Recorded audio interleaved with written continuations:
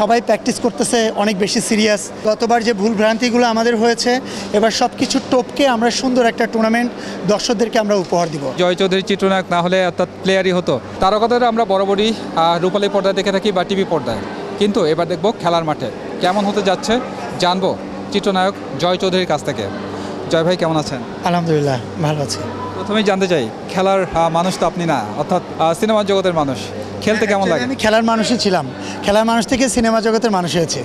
সর্বপ্রথম আমি খেলার মানুষ ছিলাম। কত বছর বয়স থেকে খেলাধুলার প্রতি আপনার আগ্রহ ছিল? আমি বুঝতে শেখার পর থেকে মোটামুটি ক্রিকেটের প্রতি, ফুটবলের প্রতি আমার আলাদা রকমের ফ্যাসিনেশন কাজ করে। বাট পরবর্তীতে গিয়ে আমি ক্রিকেট খেলার উপরে ঝুঁকে পড়ি আর কি। আমার 2012-13 সাল পর্যন্ত রেগুলার আমি ক্রিকেট খেলেছি। মাগুরা জেলা টিমের খেলেছি, খুলনা বিভাগীয় টিম থেকে শুরু করে বিকেএসপি ক্যাম্পিং থেকে শুরু করে ঢাকা ডিভিশন পর্যন্ত আমি খেলেছি। এরপরে আমি সুযোগ পেলে আমার টুর্নামেন্ট খেলা হয় টেপ-টেন্সে। বাট এবার ফার্স্ট টাইম যে 4-5-6 বছর পরে আমরা ক্রিকেট বলে টুর্নামেন্ট খেলতে যাচ্ছি আর কি। আমরা কি ধরেই নেব যে আসলে জয় চৌধুরী চিত্রনায়ক না হলে অর্থাৎ প্লেয়ারই হতো? স্বপ্ন ছিল, বাট উপরওয়ালার স্বপ্ন বাস্তবায়নের দায়িত্ব তো উপরওয়ালার। আমি চেষ্টা করেছি।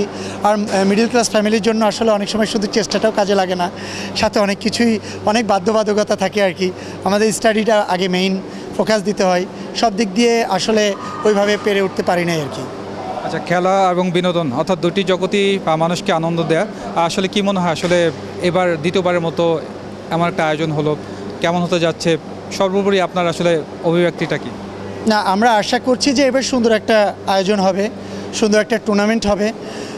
বিকজ এখানে অনেক বড় বড় সেলিব্রিটি বলেন, অনেক বড় বড় হাউস বলেন, অনেক বড় বড় ব্যবসায়ী প্রতিষ্ঠান বলেন, সবাই অন্তর্ভুক্ত, বিসিবি সহ মিলে টুর্নামেন্টটা আসলে করছে আর কি, সবার অন্তর্ভুক্তেই।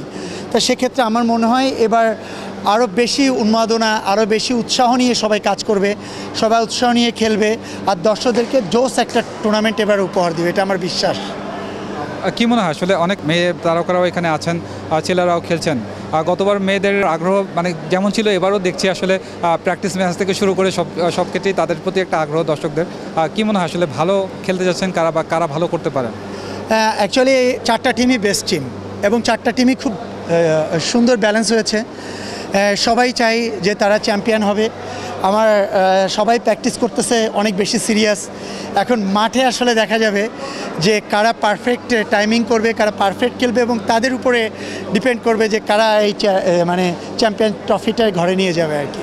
গতবার একটা ইনসিডেন্ট হয়েছিল যে দলের মধ্যে একটা কোন্দল তৈরি হয়েছিল। আসলে এবার কি আশা করা যায় এই ধরনের কিছু হচ্ছে না, বা আপনারা কতটুকু এই বিষয়টা আসলে নজরে এনেছেন?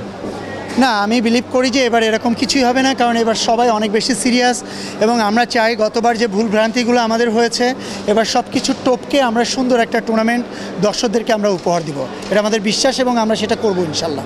দর্শকদের উদ্দেশ্যে বলবো যে আপনারা বাংলা চলচ্চিত্র দেখবেন, আর 5 তারিখ থেকে আমাদের টুর্নামেন্ট শুরু হচ্ছে।